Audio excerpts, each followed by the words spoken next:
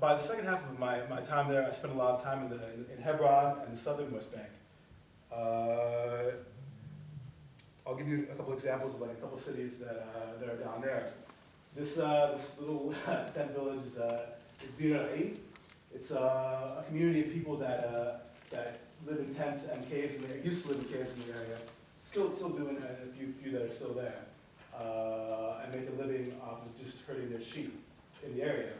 A little while ago, the Israeli army decided that they were a security threat to the nearby settlements, and so they were in a buffer zone and kicked them all out. They're also living on a firing range, land that was previously declared to be a firing range by the army. And fortunately, with the help, again, with several Israeli activist groups, they were able to raise a lawsuit and be able to move back. Unfortunately, before they did, several of the caves were demolished, several of the wells that they depended on for water in a really arid area were also demolished. And they've been able to move back, but the court decision said that the status quo has to be maintained. They can't build any new houses, and they're not even allowed to repair the houses that or caves that have been demolished. And basically, when I went there with the first time I went there was with this with a tour group. I'll get to later.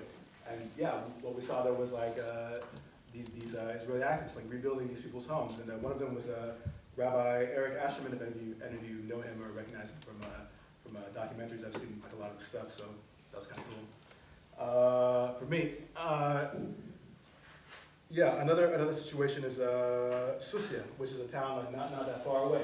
People in Susia have been kicked out of their homes and moved 3 different times, some of them. Many of them were refugees from 1948, and they went and settled with their families in Susia. Later on, after 1967, when that land became part of Israel, they found an ancient synagogue on the land which they were living on. So they again evicted them and declared it a national archaeological zone. If you look there today, there's a settlement outpost right there, which again is illegal, but also provided with electricity, paved roads, water, etc. Half the people of Susia were moved a 3rd time when it was decided that they were too close to the settlement outpost, or one of the other settlements, I forget, and they were also kicked out of their homes. The situation there is today is they were kicked out, but they were never given permits to rebuild their homes in different locations in that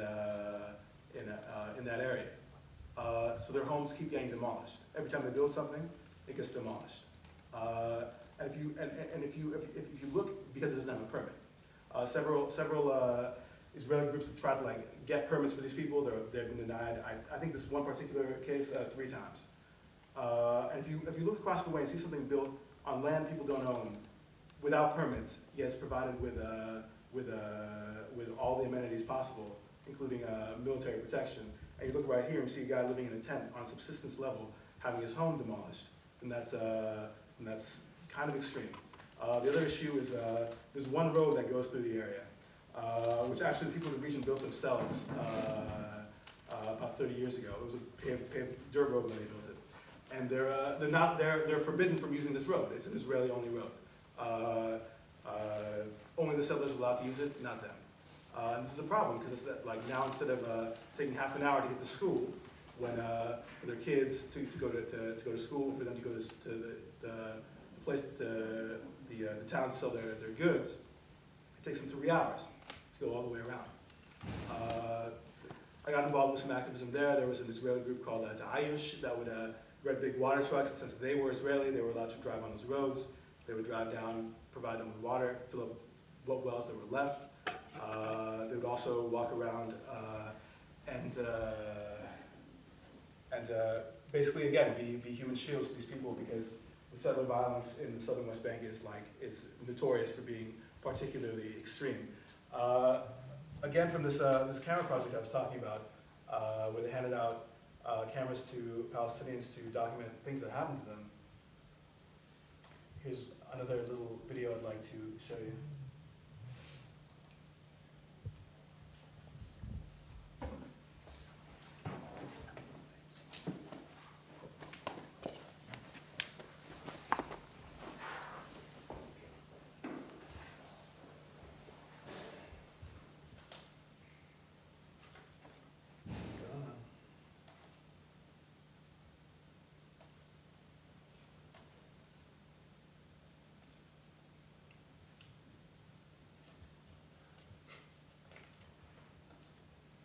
minutes.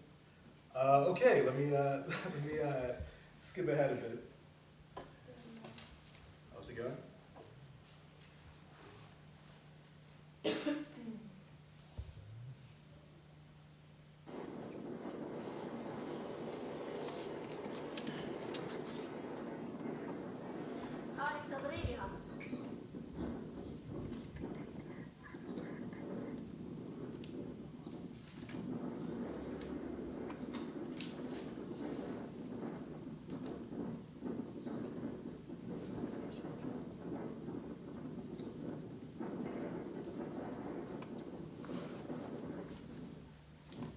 This is a guy on his own land shepherding his sheep.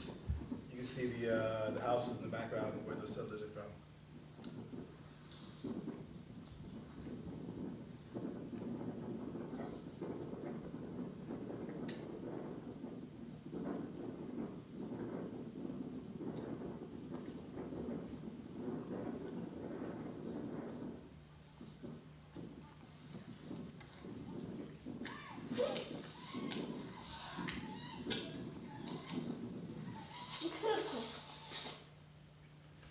I'm not sure about this one particular case, but usually there's no arrests, no indictments, nothing of that sort.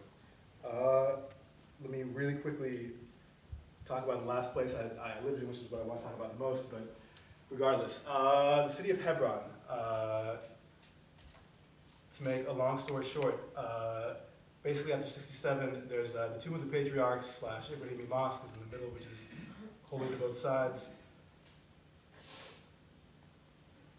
Several Israeli settlers, after the 67 war, rented out a hotel in the middle of Hebron and refused to leave, and so they were making a settlement there. The Israeli government gave them a plot of land next to Hebron instead. They came back a few years later.